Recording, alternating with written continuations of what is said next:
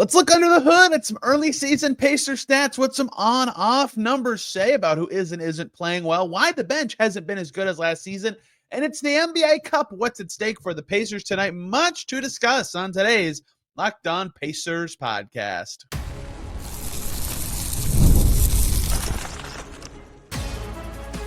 You are Locked On Pacers, your daily Indiana Pacers podcast, part of the Locked On Podcast Network. Your team every day. What up, y'all? Happy Friday. Hope you had a great Thanksgiving, and welcome into another edition of the Locked On Pacers podcast, where we, of course, talk about the Indiana Pacers. As always, my name's Tony East. I cover the team for Forbes, and today, lots I want to get into, some stuff that I wanted to dive into myself for a while that I want to share with you guys, including on-off numbers, who's been great, who hasn't, and why. What does it tell us about what the Pacers are doing and what they maybe should do differently? Why the bench hasn't been as good as last year. Much different results for those bench groups, and I think some of the reasons are obvious and some are less obvious. And at the end, talking a little bit about the Pistons, the Pacers' opponent tonight, and the NBA Cup, which the Pacers are somehow not eliminated from yet, despite it being almost over and them not having a win yet. Today, I am thankful for you for listening. Thank you very much. This is very fun to do, and I wouldn't be able to do it if you guys didn't listen and enjoy what I do. And I've met lots of fans this week, people from Japan who love Andrew Nemhard, buddy from high school who's crushing it in the DJing world, Matt Sherman. Rooster's been at a bunch of games, said hi. Love talking to people who listen. If you're at a game, say hey. Let's talk about on-off numbers here today, because this is something I wanted to do, and we're 20 games into the season now, almost 19, and that is a good time to take stock of what's going on, right? That is generally the time when things settle in and stats get to a point where it's like a good chance that this is real, but not a solid chance. The sample's still small, but the R-squared numbers creeping up.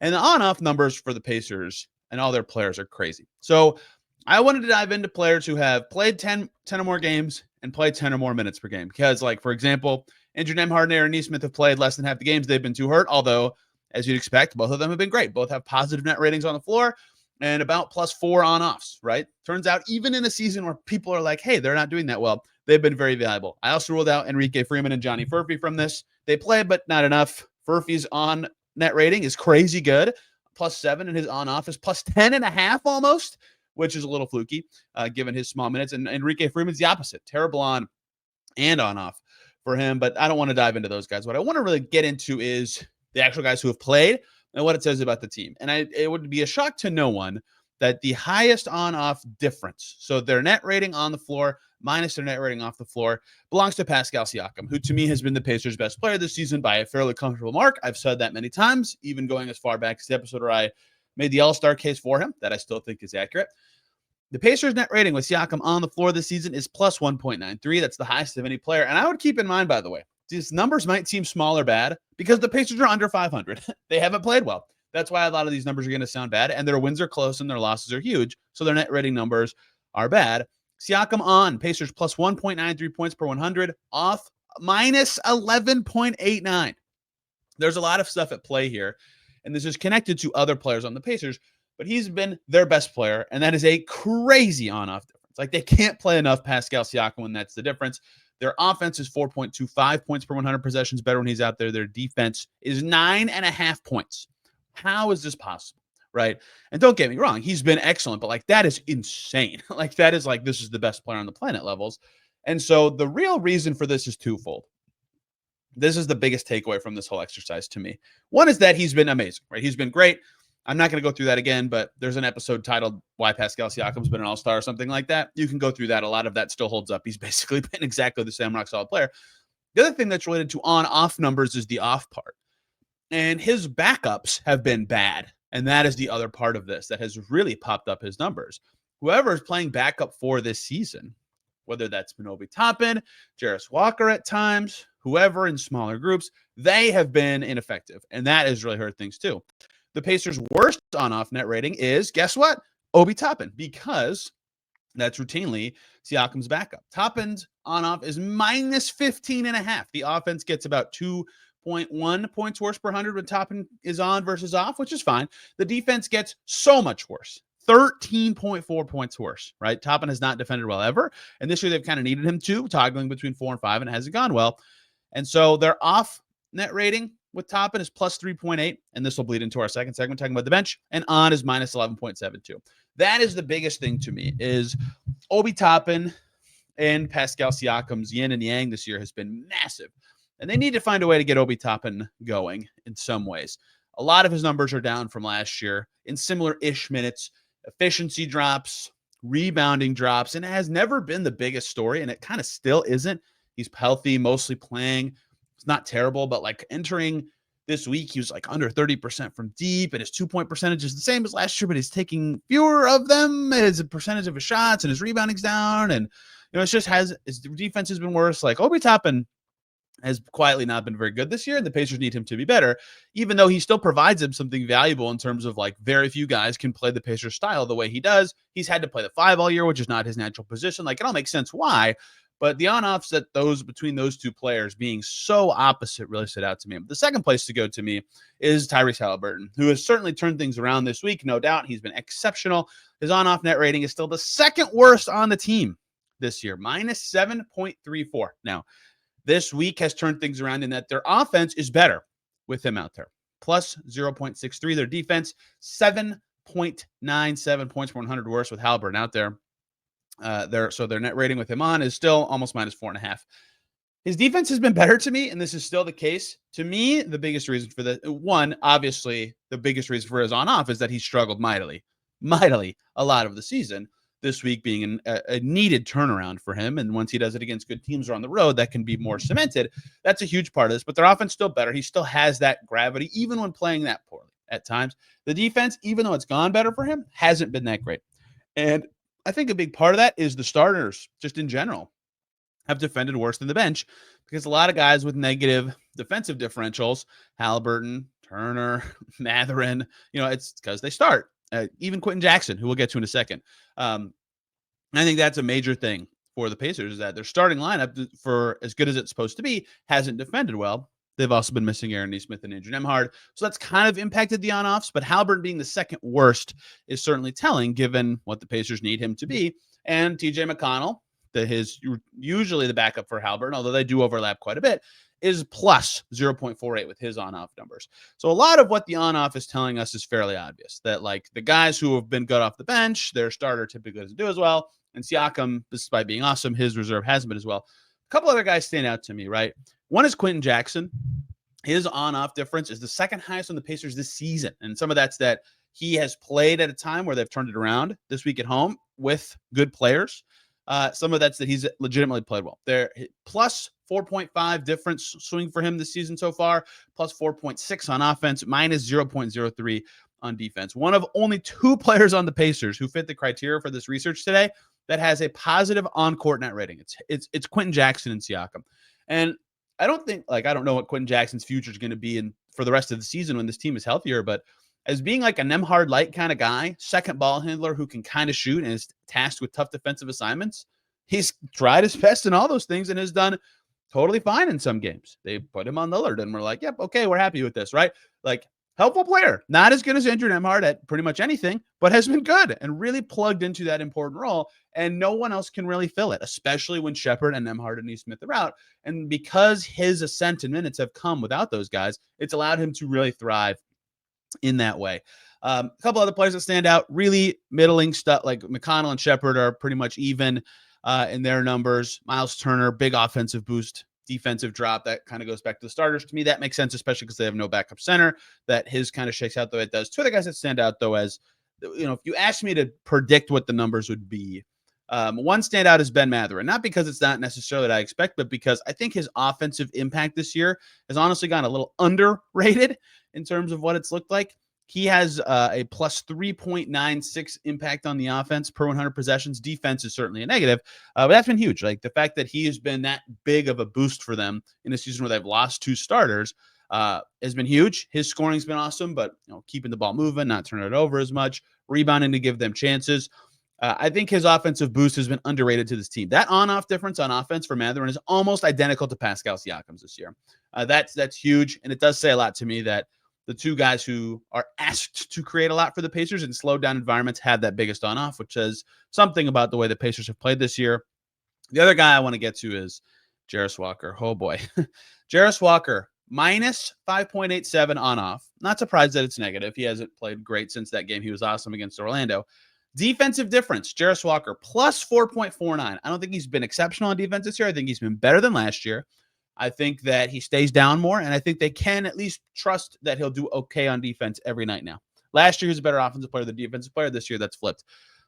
Offensive differential for Jarris Walker, minus 10.36. His offense has been really weak this year in terms of the impact it's had on the Pacers. He's changed positions and had to do different things. His shot hasn't looked like it maybe needs to. He has had some head-scratching turnovers recently. Ever since that game that he was tremendous, dedicated a whole segment to him. Should have done more, honestly. He was amazing in that Magic game. He won them that game. His offense since then has just not looked great. In fact, since then, he has one game shooting over 50%. He went 4 for 6 in that Pacers low-effort game against the Miami Heat, and he shot exactly 50% last week against Milwaukee. So in that stretch, since he went 7 for 7 and saved the Pacers against the Magic, he is shooting 32.8% from the field, 31.3% from deep, 53.3% from the foul line, 4 rebounds per game. That's pretty good. Defense fine. 1.8 assists, but 2 turnovers, right? Just, it can't be like that. He has to find a way to either be more efficient or take care of the ball in a way that he hasn't. And some of that's that he has asked to do a lot of different things on different nights, given who's available for them. But, you know, I was shocked how negative that number was. So the biggest standout things to me, 1, Haliburton and the starters in general need to defend better. 2, Siakam has been incredible and his backup has not. 3, Ben Mathurin's impact on the offense is underrated. And 4, Jarris Walker's got to find something on offense because it's hard to play someone who has that big of a negative impact. But nothing like really stunned me, I would say. A lot of the topics from the season have really borne out. I was surprised that only 2 players had a positive on-court net rating in Pascal Siakam and Quentin Jackson. Off-court net ratings, not as fun. The guys with positives are only 2, Obi Toppin and Tyrese Haliburton, who the team has not defended well with him out there, and his offensive struggles well documented. But he's turning it around this week. Perhaps those numbers shift as he continues to play big minutes and play well. Much more to get to today, but I really wanted to dive into those and see where the Pacers were at early in the season. Congrats to the many players who pretty much landed exactly where I thought they would. I want to talk about the Pacers bench, and some of the stuff we talked about in the first segment is going to bleed into this second segment, but why hasn't it been as good as last year? This was such a big deal for the Pacers last year that they would just dominate teams with their second unit. We're going to break it all down here, coming right up on Locked On Pacers. Before we talk Pacers bench, got to talk to you guys about Skylight Frames. I want to celebrate with and stay connected to people who live far away, especially during the holidays. Well, if you're missing someone this holiday season and want them to be part of the festivities from afar, or if your loved ones live far away but you wish they could be close to you, this is the perfect gift for you. Skylight Frame is the touchscreen digital photo frame your whole family will love. Upload thousands of photos with your phone and watch them appear in seconds. It's super easy to use. Takes less than 60 seconds to set up. I should know. My grandparents on both sides have one of these. You can invite friends and family onto this app, and you can share photos there on the Skylight mobile app. You can add new photos straight from your phone from literally anywhere. The touchscreen's awesome because you can, swipe through photos faster and see new ones, heart ones that you really like, and it'll send a message to someone that you did that. It looks really nice. They have 2 sizes. It's just a spectacular way to see lots of photos with one frame. You have to check it out. And right now is a special limited time offer for our listeners. Get $20 off your purchase of a Skylight Frame when you go to skylightframe.com/LockedOnNBA. That's SKYLIGHTFRAME.com/NBA. Get $20 off your purchase now at skylightframe.com/NBA. We're back here on Locked On Pacers. Thanks for making us your first listen today and every single day. No NBA on Thanksgiving. So your second listen, NFL teams that played. The Bears had a very weird ending to their game. Locked On Bears. Even I, not football guy, was very confused by that. Locked on lots of stuff. Locked on IU because basketball. Yikes. I am unhappy. Let's keep it rolling here on some Pacers topics that I wanted to dive into for a while and had a chance to today because I spent my Thanksgiving very productively, clearly. Let's talk about the bench. The bench has just not been as good as last year. It's not a secret at all. And I don't think anyone thinks that's been the case, but I wanted to figure out why or what the deal is, because last year, so much of their March, April, even in the postseason sometimes, superpower, and even earlier than March, but that's when it really started to stand out to me, was this exact situation would happen. Pacers are up, let's say 7 or 8. Game that they are winning and should win, but it's still kind of hanging in the balance. And the fourth quarter would start. And their opponent would trot out starters or star players and say, let's make a push right now. Let's try to erase this deficit, because the Pacers are going to throw out their second unit. Here comes TJ McConnell, Obi Toppin, Ben Shepherd, and a center. And the Pacers would win those minutes like every game, every night. And it was crazy. And a lot of it was McConnell playing just like otherworldly good for that month. But Shepherd was great. And Toppin was shooting the lights out. And Jalen Smith or Isaiah Jackson, whoever was playing out there, was good. Like, they just got great minutes from that unit. And whoever the fifth player was just fit in. And that worked in the playoffs and then the season. And guess what? They're the top scoring bench. This year, they're not. That's not a secret to anyone who's watched this team. They have tumbled in bench scoring, not super far, like it sounds dramatic says. They're 11th right now. And so why? Because when I've talked about the Pacers' struggles, I think this is kind of an under-discussed topic. It's like, yeah, obviously Haliburton struggles was a big part of it prior to this week, but their bench not being as good really mattered too, because then they needed their stars to be better, and that wasn't happening also. So what was going on here? What is actually the cause of this? I think the leading answer to give you is the obvious one, unfortunately, and that is, who is the bench? Last year, I named all the players, right? McConnell, a lot of Mathurin until he got hurt. Shepherd, Toppin, and a backup big. Okay. Mathurin, gone, starter. Shepherd, gone, injuries. Backup big, gone, injuries. So it's already down to just McConnell and Toppin. Toppin missed a game. McConnell, I think, missed a game. I can't remember. So instead, it's McConnell and Toppin and Jarris Walker, who we just talked about every night, who he started once, but has kind of struggled since, for the better part of a couple weeks now. Or Johnny Furphy's in there, and his impact has been strong, but he certainly has some work to do, right? Still a very raw player. Or Moses Brown. Like, these are the guys that their bench is right now. And I think that says a lot about the team that they have, that how banged up they are, because they don't have other options. Like, that just is going to be their bench until they get healthy, because the starting unit has worked. So that is a big part of it, is that it's just not the same group of guys. And yes, the two players who were largely driving it last year are still around, but not all of them. And I think that's a big part of it, especially because some of the newer guys aren't playing very well.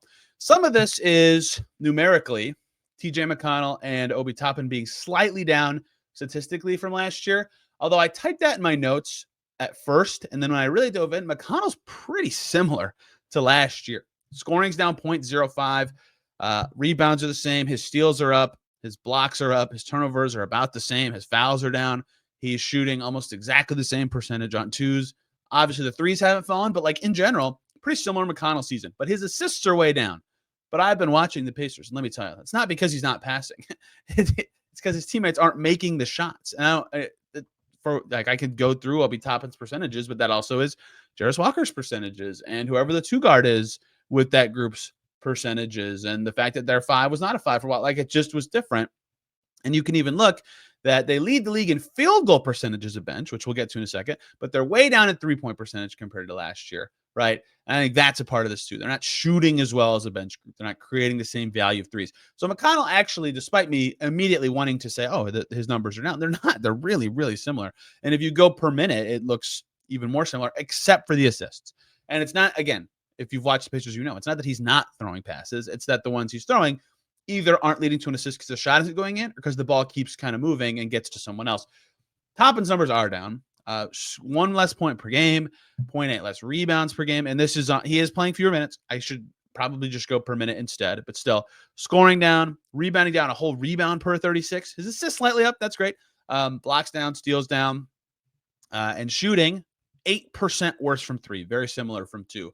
So his effectiveness has been different. And we just talked about the biggest thing for him has been his defense. Obi Toppin shots profile, where he's shooting from and how often, pretty similar to last year, still finishing great around the rim and in the paint, but the threes aren't falling. And his defense, to me, has, by the numbers and by the eye test, not been as good as last season. And it already wasn't great. So I think that is a big part of it, is one of their best and most rock solid bench players from last year, Obi Toppin, who I think will be better as the season progresses. Like, last year didn't feel very fluky to me. He changed his form. He fit well with their style. They believed in that, which is why they traded for him, and it worked.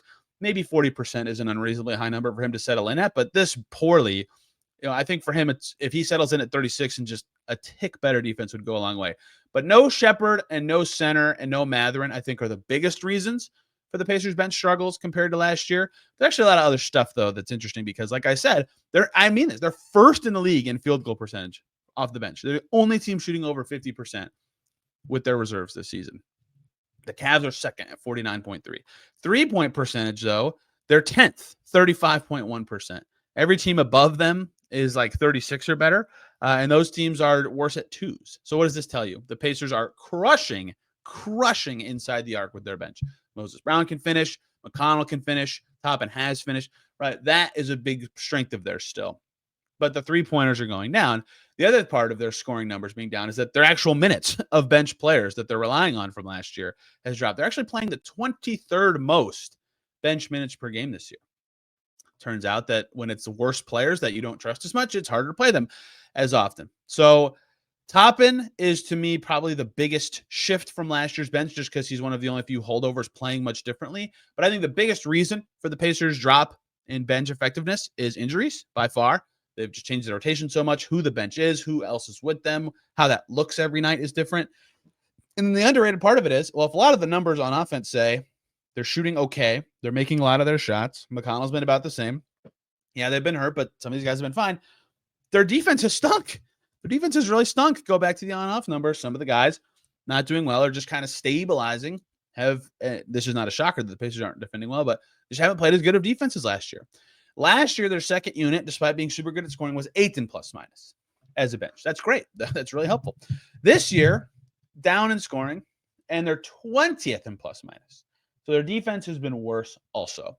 So the core problem to me with the second unit is that it's been a banged up group that's been different so much, doesn't have the same identity, guys in and out.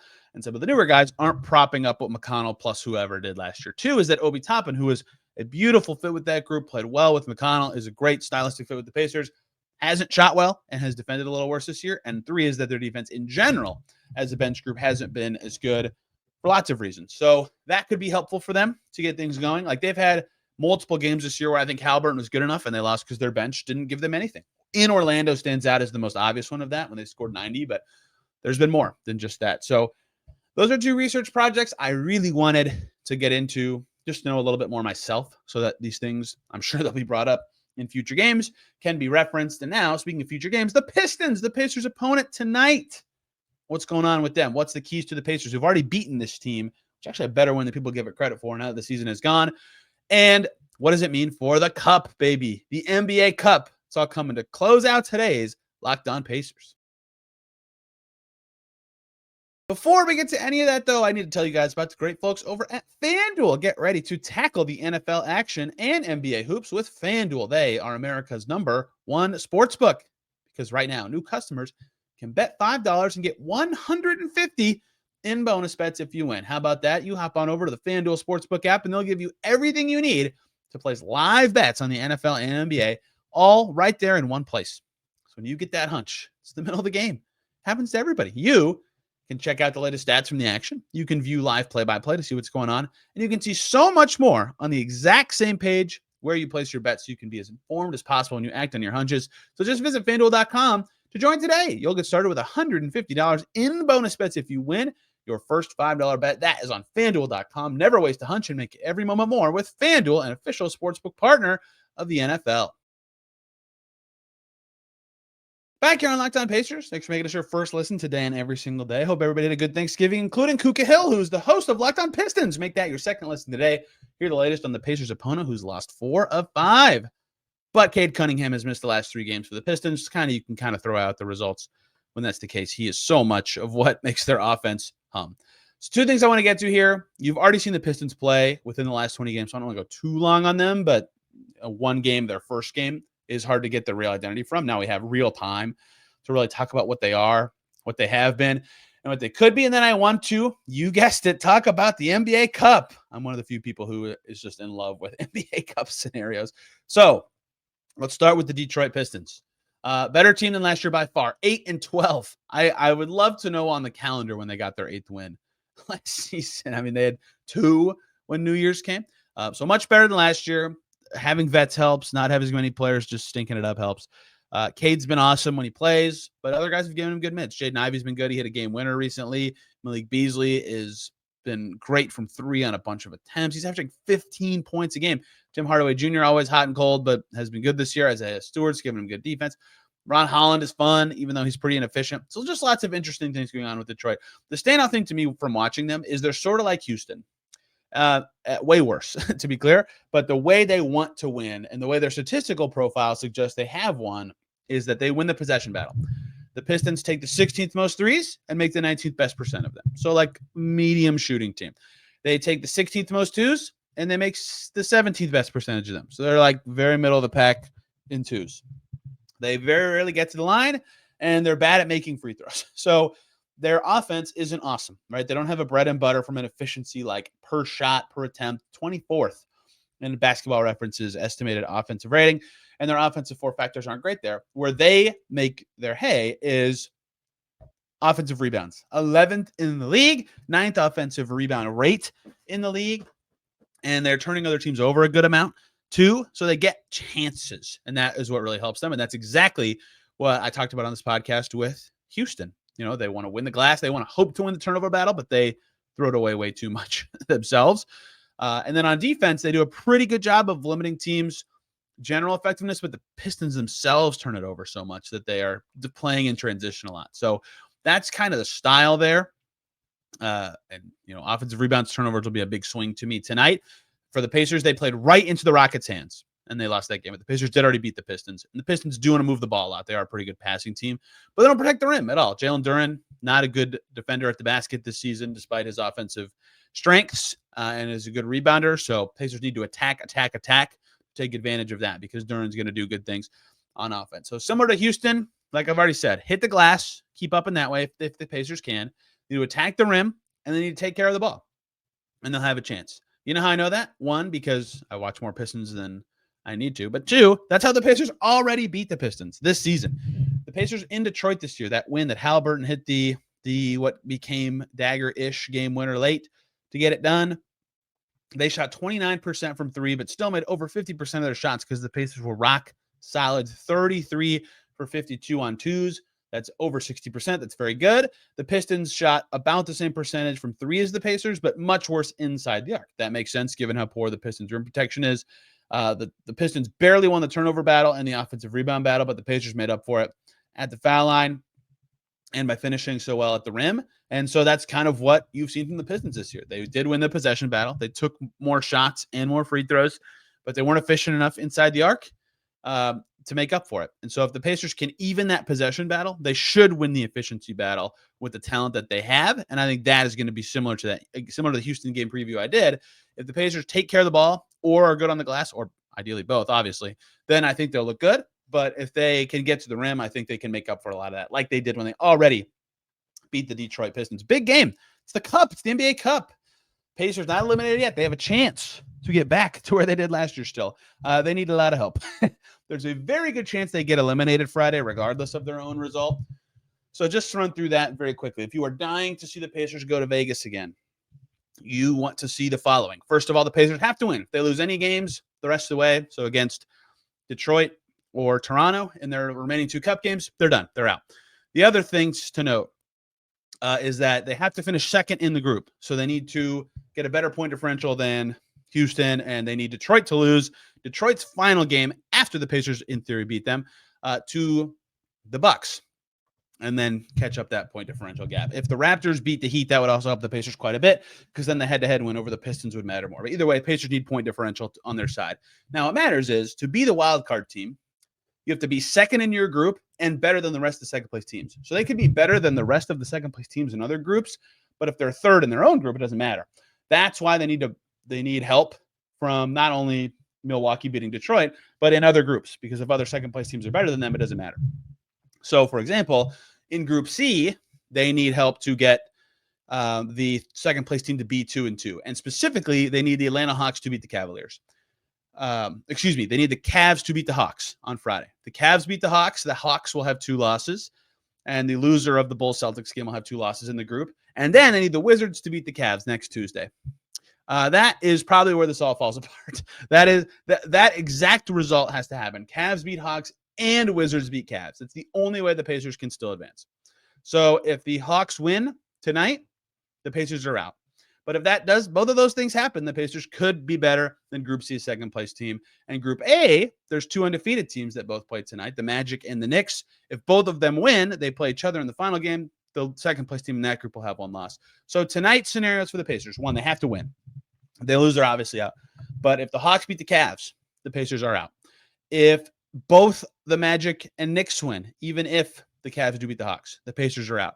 If all of that happens where one team loses of New York, Orlando, and then that same team loses to the other one next Tuesday, and the Cavs beat the Hawks, then Cavs Wizards will matter, and the Pacers win, then it's possible that next Tuesday's scenario for the Pacers would be they win and beat Toronto, and the Wizards beat the Cavs, and someone wins Knicks Magic, and then they have a chance to be the wild card team. But that is so many games going their way. It's exceedingly likely they get eliminated Friday. There's almost no way they get through as a 2-2 team, but it's not impossible. There have been between a Celtics loss and the way that this Group C has gone. There are ways that this breaks for them, but they have to win. Their loss to their loss to Miami, where they just looked atrocious, really hurt their chances. The Bucks loss on the road, you can live with that. Losing Miami that badly at home really hurts. So point differential is going to matter. They have to win. They need some help. Tracking it all right here on Locked On Pacers and on my Twitter feed, which is at Tony R. East. I'm also at that handle on Blue Sky. And this podcast is at Locked On Pacers on Twitter, where you can see the latest episodes. Don't forget, we have a free in your email inbox daily newsletter now. I'd be very thankful, Thanksgiving, if you'd subscribe. Hundreds of others already have. You get writing from me. You get writing from our national NBA experts. You get all these podcasts right there, the last 3. Lots of other links to other stories. It's great. People who have subscribed really love it. And I can see how many people open it. The answer is a lot. So people like it and like what could be in there. You could be next. The QR code's on the screen. There's links to it as well. Thank you all for listening today. Hope you had a great holiday. And if you're off on Friday, hope you're having a great day off. If not, thank you for rocking with me with whatever you're doing today. Back tomorrow on Saturday, talking Pacers, Pistons, whatever happened. Do the Pacers get back to 500? We'll know very soon. Thank you all for listening. We'll see you very soon.